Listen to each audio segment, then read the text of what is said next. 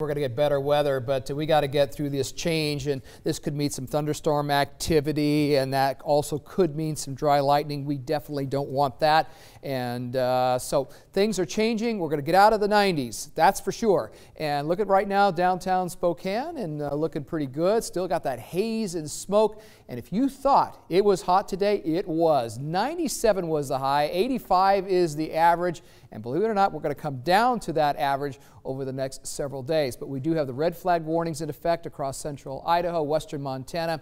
Air quality alerts through noon on Saturday across our region. And hopefully we'll start getting rid of some of that smoke later tomorrow and into Sunday. Winds out of the north about 7 miles per hour at the airport, 6 in Coeur d'Alene. Temperatures 80 degrees at the airport, 72 in Coeur d'Alene, so still very warm across the inland northwest, even back toward the Columbia Basin, 70s and 80s there. A little bit cooler around Rathdrum, Spirit Lake, you're mostly into the 60s. So dry across the region right now, but things are changing. We do have these systems that are going to rotate on through over the next couple of days, and that's what's going to give us the cooler weather, gusty winds, and even the possibility of some afternoon and evening showers and thunderstorms tomorrow afternoon, but more likely tomorrow night. And then we have another system coming in for Sunday. Once that moves on by, you're really going to notice the drop in temperature. We're going from low to mid 90s tomorrow at Davenport, Moses Lake, Ritzville, with the possibility of thunderstorms, and we'll be into the 70s